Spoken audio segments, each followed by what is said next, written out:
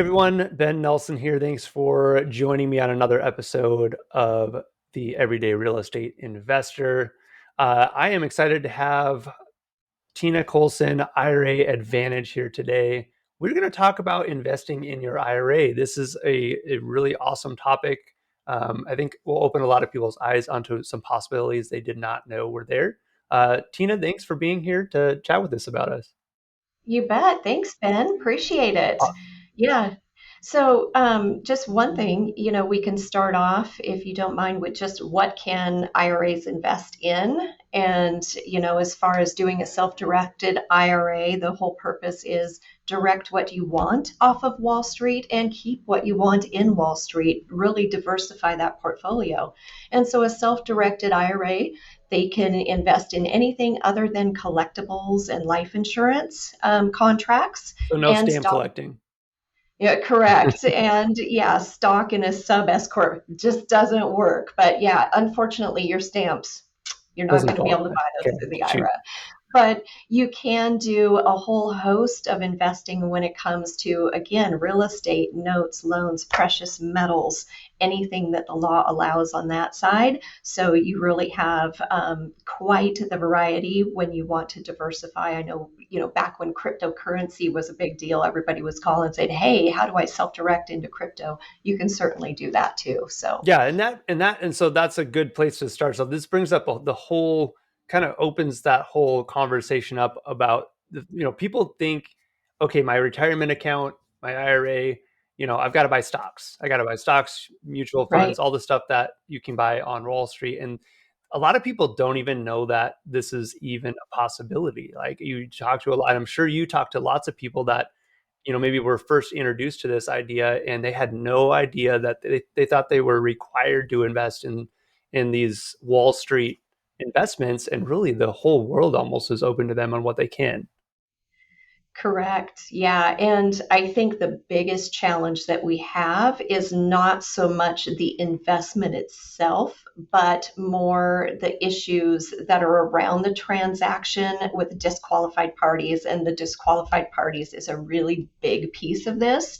Yeah, And let's so, talk about that a little bit because there's yeah, disqualified parties, and then we can maybe get into disqualifying uh types of investments or and things like that. So go, yeah, let's talk about that for sure.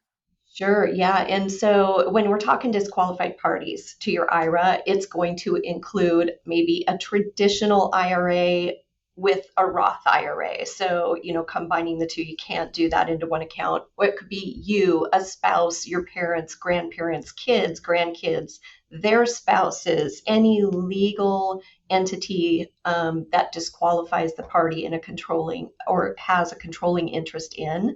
So the easiest way to say is, okay, here's my IRA. It's not really my money, it's my IRA's money. And if I have any ascendant, linear ascendant or descendant that I want to incorporate into this, maybe when we talk about the real estate component, I want to put my kid in that property, it's not going to work. You don't Right. want to use your IRA funds in that particular case, or putting maybe a parent in a property that you purchase through IRA funds. Those do not work. Aunts, uncles, great. Do it all day long. A cousin, fine. But yeah, lineal ascendants and descendants do not. Good distinction, and yeah, because you don't want to be doing something that's going to disqualify it from, Right. because you can do it.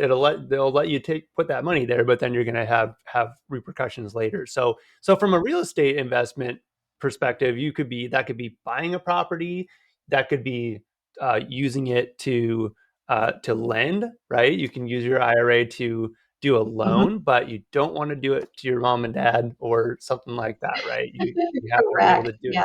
Yeah, so there's a lot of different ways within real estate. You can actually buy the property and own it in the IRA, right? Or you can make a loan and lend that money out to someone that's doing, holding the property, or maybe you're short-term lending, like as a hard money lender, you can do that type of thing. Absolutely. But can you lend it to, say you want to fix a property up yourself? Can you lend it to yourself and fix up the property?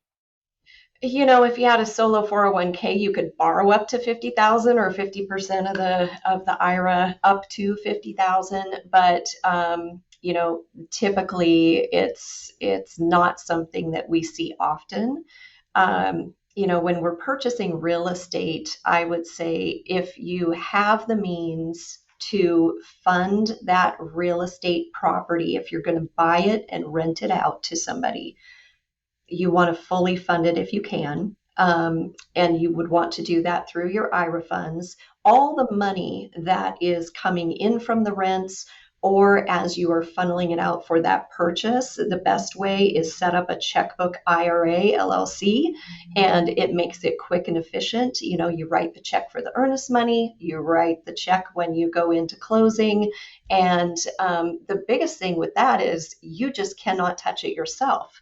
So maybe a lot of our clients, they'll call and say, hey, I want to flip houses. If you're flipping houses, don't use your IRA funds, because most people who are flipping, they are wanting to do sweat equity Hmm. themselves. They're a disqualified party. It just doesn't work. And if they're hiring contractors to do the work, now they're losing out, right? Yes. So, getting a property, knowing that you're going to have to hire another contractor that is not a linear ascendant or descendant to do the work on that property, you're fine. The other component that we get into too is, what if you have leveraging on that property? So maybe you can fund it 50% through your IRA, but now you need a loan for that other 50% for that purchase. In that particular case, you're going to need a non-recourse lender. And honestly, there's not many out there today. And I know that the banks are tightening up, but it is doable. And for those non-recourse loans, what that means is if there was any default on that mortgage, the lender can only come after the asset. They cannot come through with any other assets sitting in your IRA account Hmm. or you personally. So they can They only can come only go after after the asset. Yeah. the Yeah. specific real estate and piece. and so back to the first part of that, which was basically your involvement in the property. So we talked about flipping, but even if you're holding a property long term, right? You can't show up and fix a leaky faucet or something like that. So where is that line? Because obviously, if you own real estate, there's some level of management, even if you're not the property manager. Can you talk to that, like where the line is at to, you know, where you can be involved and not involved, because you're managing your asset, you're managing the what you own, but you can't physically do certain things, right? Absolutely. So you cannot touch the property, period. That's pretty hard line, right? And it's tough because, all right, so you need to replace the washer. Why can't I go in and just go replace that washer? Hmm. IRS does not want you to touch that house or do any maintenance, any work at all on that property. That's probably the toughest part about owning, real estate in your IRA. Yeah, you know what makes that part easier? Don't buy it anywhere you can drive to. Right? Then you don't I have a choice. hope that your cousin lives next door and you can go, Yeah, hey, there can you go. you go That's fix that true. for Yeah. me? That would be Yep. great. Yep. That's a good point. So Yeah. I want that's to get back to the kind of the basics of this real quick too, because I think again, there's a lot of people that I don't think even know that this is a possibility, right? So, um, adding on to that, there are people that there are people that don't understand that they maybe have money they can tap into to put in mhm, this place. So, can you talk? I'm going to give one example, and then there may be more. But say, for instance, someone that has a 401k, but that 401k is no longer part of they're not employed at the company that has that set up for them. That potentially is now unlocked for them to do a rollover to an IRA, and now they can control that retirement that account a little bit more. So, can you speak to that and correct. maybe some instances that people might find themselves in? Like we have a mutual client right now that they didn't know that, right? They didn't realize that they had moved jobs, and now they can use those funds to invest in real estate when they move it over to an IRA. So. Yeah, so, and that's a great question. So, a lot of people, we look at our IRA funds and we say, well, we can't access those funds until we're 59 and a half, or we can't take a required minimum distribution until you're 72, right? So, when it comes to a self directed IRA, you can access the funds at any age. That component, is not an issue. We can only use, however, these funds that are from past employers. It cannot be a current employer plan that is active. And depending on, if you've got one account that you're working with currently that you want to roll into that, that's fine. You can fund it in the future if it's just one account into this, or maybe it's an individual with two former retirement accounts, as long as they're two traditional accounts of the same type, you can fund it in the future. What happens is if you end up with maybe a married couple and they want to go in on a real estate transaction, or they want to go in with one checkbook LLC, or something to that nature, if both of them are funding the account, you can only fund it one time at inception when we're creating that account. And then down the road, typically we don't see that refunding occur. However, you can if you're both coming in with equal amounts. So if you've got, again, a married couple and each person is bringing in an additional, let's say 50,000 a piece, and it's that equal amount on both sides, now we can refund that Gotcha. account. So lots But lots of nuances to, do yeah, you fund it it all at just, once? Do you have the ability to do it more later? Yeah, yeah. So those are all absolutely things that for sure. So if you're going to do this, you have conversations with someone like Tina and figure out a game plan, right? You don't want to just now. Number one, you have to be involved to somebody or someone like you, because we're right. dealing with retirement funds, and so the process has to go through somebody, and you don't want to, you can't touch the funds and all of that stuff. So you have to be involved, number one, but you're also there to be uh,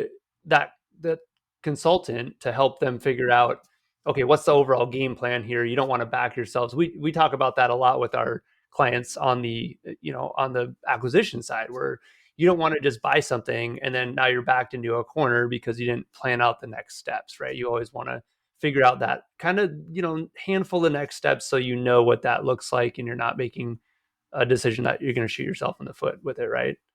Absolutely. And, as far as what we can do, it also depends on what is that person's current employment situation. Are Mm-hmm. they self-employed with no other employees? We can put them into a self-directed solo 401k, gives you a little more flexibility.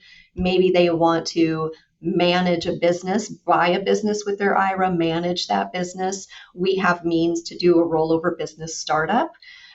So there's many different ways that we can help them accomplish their goals when investing with that IRA. But it's all about, what do you currently have now? Where are you at now?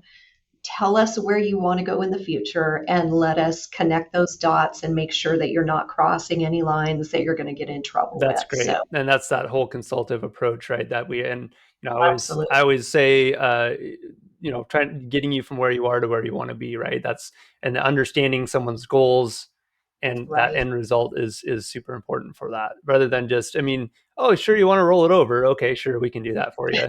Same Right. thing on this side, oh, you want to buy a rental property? Sure, here we go. Let's just help you buy a rental property. I got our transaction out of it. Thanks a lot. On to the next one, right? Versus really understanding their goals, helping them formulate a plan and actually implementing it. So, Absolutely. And part of that, when we're looking long term, some of our clients maybe want to buy a house now and they're in their 50s, and by the time they retire in their 70s, they maybe want to use that property for their own personal use, and that's their retirement home. That is completely doable.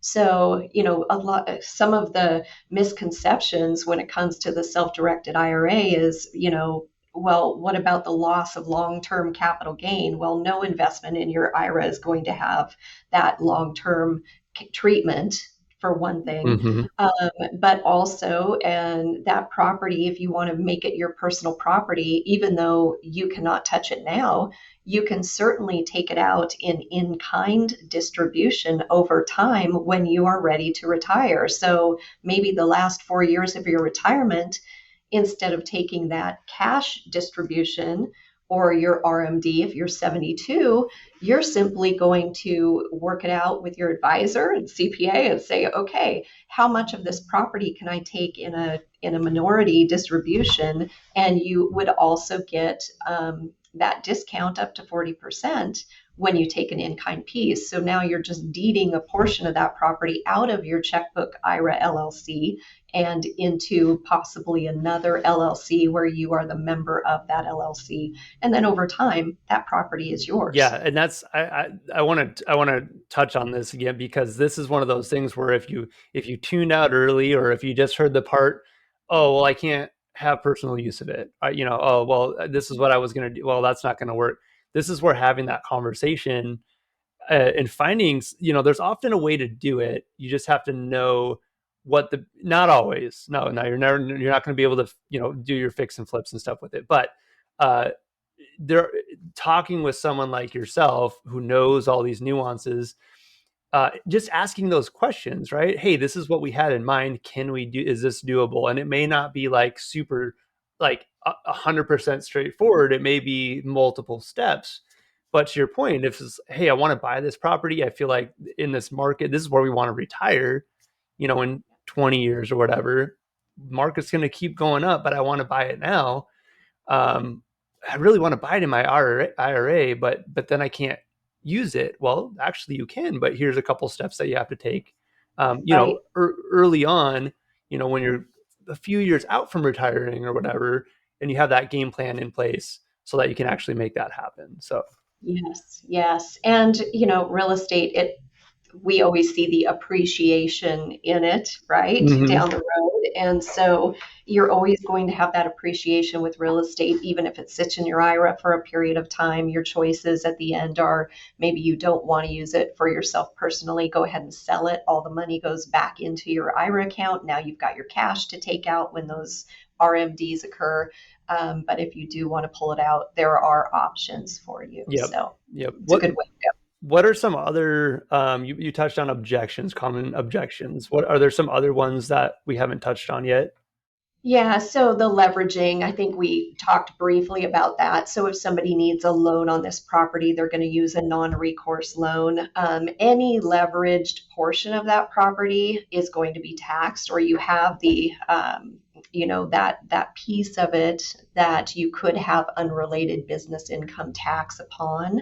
Um, and then the other thing is, again, what about the RMDs, which we kind of hit on? So when you get 72, you've got to pull cash out. Well, what happens if you don't have the cash in the account, but yet Mhm. you've got this beautiful asset? That's when you're going to start pulling it out as an in-kind distribution. Basically deeding over equity, portions of Yes. equity, essentially, right? Mhm. Yep. Yeah. Yep. Yeah. And then when it's all pulled out, you can always do a cash out refi at that point because it's all in your name. And now you pay the tax upon pulling the balance of that property out from your IRA. Gotcha. Gotcha. Mhm. Okay, I'm going to put you a little spot on the spot on this question. So, Sure. and we're delving a little bit into, um, CPA side here, but I know one of the other objections that I hear from my CPA is that you're trapping your depreciation in the Mm, IRA. mm. Can you speak to that at all? Um, so lose interest deduction, lost interest deductions and depreciation. It's true for the most part, but again, leveraged investments with an IRA may utilize both. So that is going to take a deeper dive Okay. and and may I just forego the rest Yes. of that So it's answer at the moment. complicated. It's complicated is the Yeah, answer. yeah. Okay. So for another show, we'll go deep into that one. Yeah. Sounds good. That's fair. That's fair. Um, okay, so we already touched on what we can invest in, right? Are there any other um, so lending, buying individual properties? Can you buy shares in, say, a syndication? What are some other real estate type things that you can invest in with your IRA. Absolutely, absolutely. So yes, you can use the funds and go into those syndicate properties. You can purchase oil interests. You can purchase again anything but collectibles and stocks in a sub S corp, and So uh, precious metals, all of that stuff is on the precious metals are great. The precious metals, it's interesting because we have a lot of people that say, "Well, can I keep it at my home safe?" The best answer would be at least have a safe deposit box at the bank if you want to dive into that hmm side. And you also need to make sure that when purchasing these precious metals, that you are going to have the high enough quality that will be categorized for those IRA purchases. Interesting. Okay. And I would guess there the nuance of collectible versus just being a precious metal and having the value being in the metal and not in that it's a rare coin or something like that, right? That's a for sure not fine line, but that's you. Yeah. Some people don't maybe get that distinction right off the bat. Right.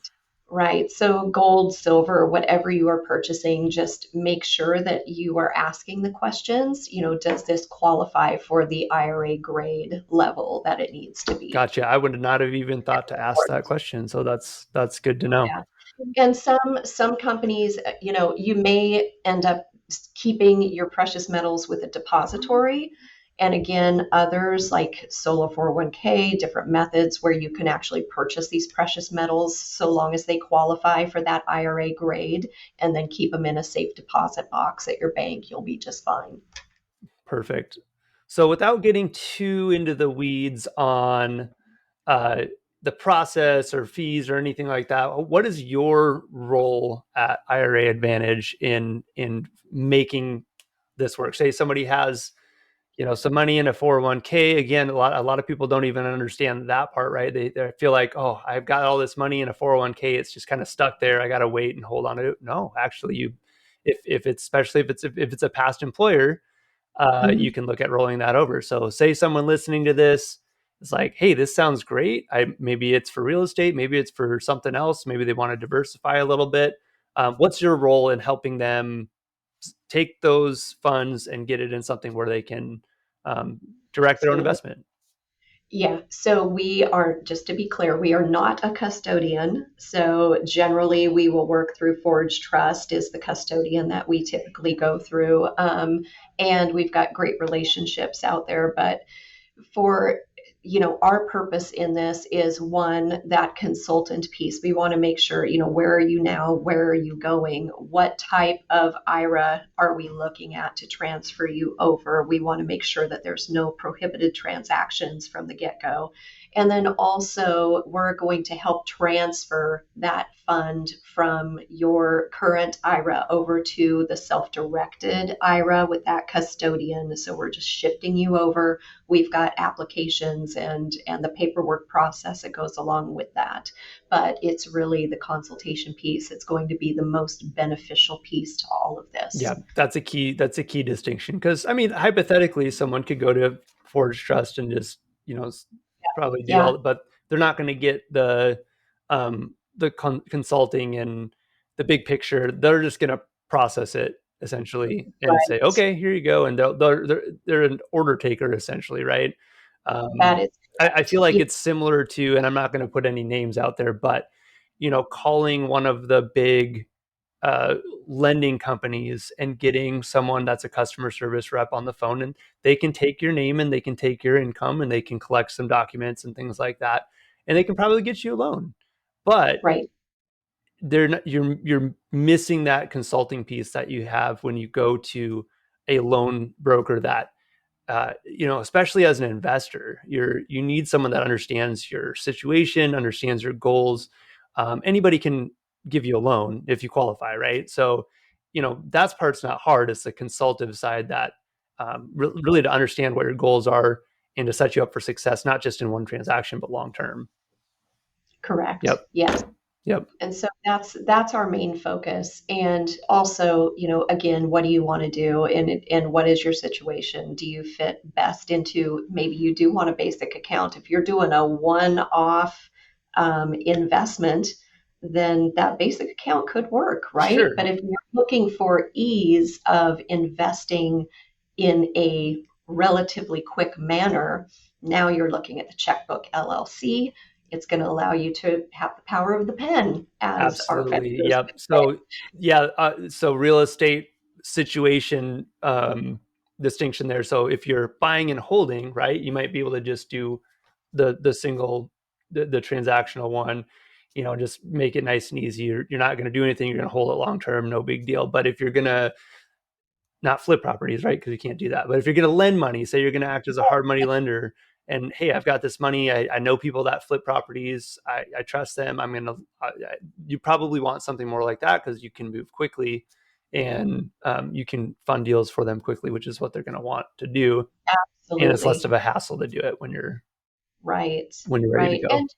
And in context too, if you're looking to set up a self-directed account, give yourself a month in advance. And again, like Ben's saying, definitely it's all about the pre-planning before you're upon that date where you need that money. Hmm. Make sure that you've got that cushion of time because it will generally take, anywhere from 2 to 4 weeks to set up one of these accounts, make sure that you're in that good space and then you have again that power of a pen at the end of the day. Exactly. And I'll touch on one little nuance here before and again, not to get too deep into the weeds, but very important to set that stuff up in advance because if you find a really good deal and you want to lock it up and then you go to try to do something like this and then move it over to the IRA mid transaction, that doesn't work so much, does it? No, it does Yeah. not. So if you're looking, that's a good point. Anytime that you are looking to purchase real estate with this IRA, you want to make sure that it is in the name of the IRA account. You cannot write a contract in your personal name and then switch it over before Hmm. you close. It just does not work. So, Which a yeah, lot of people as investors are used to, the whole and or assigns thing, or no, I'll just put in buyer to take title in personal name or entity that they own. That's pretty common because maybe you have multiple entities and you're like, oh, well, I don't know which one I'm going to put it in, but it doesn't work. You can move it to an LLC, but not a retirement account LLC, essentially. correct. Yeah. Yes. And touching on the LLC component too, when we are looking at setting up these checkbook IRA LLCs, we have clients that say, well, can't I just set up my LLC? Can't my attorney set up my LLC for this specific transaction? When it comes to the IRA LLCs, there is very specific language that goes into that LLC. And so we want to make sure that you're set up properly and you don't spend a lot of money with your attorneys. Not saying anything bad about attorneys, they're great. But if you miss that language Hmm. and it's not specific to what you need, then you may end up having to redo this a second time, which is going to cost you more time and more Yeah, money. So yeah, it's a specialized scenario, right? And there's it just is. little nuances that um, either an attorney that doesn't do them a lot may miss, or you may spend a whole lot of extra money on their research to help you. A lot of attorneys can do what you're asking them to do. It's just a matter of how much time are they going to spend researching it versus someone that already has, what they need to be able to do it because they do it so often, right? Yes. Yep, very, And we need, very we good need point. our attorneys for a lot of things. And Yes, yeah, I'm all in favor, but just make sure that that language is correct in there if that's the route that you want to go. perfect. Well, Tina, I appreciate you being here. This hopefully has opened up people's eyes as far as what's possible. I just know there's people that are going to be listening to this. Like, I quit my employer last year, and I have all this money. I didn't know I could do anything with it, and now hopefully the world is open to them. So if someone's listening and that's them, and they need some guidance, what's the best way for them to reach out to talk to you or somebody at IRA Advantage? Yeah, absolutely. So you can call us direct 503-635-1031, or you can go to our website, which is iraadvantage.net. And we have a lot of YouTube videos on there for you. If you're just looking for that educational piece, there is a lot of information on our website that you can dig into just to get a broad spectrum of opportunities. Perfect. And I'll make sure that when this gets posted, that we are tagging you on the YouTube channel and all that stuff. I actually think I have you guys as a vendor in my YouTube channel list. So uh, look there. You can get connected with more of their education there. You can reach out to Tina or the rest of the team there, and they'll answer your questions and make sure you're taking the right steps. Tina, thanks for being here. Appreciate it. Thank you so much, Ben. It's been a pleasure.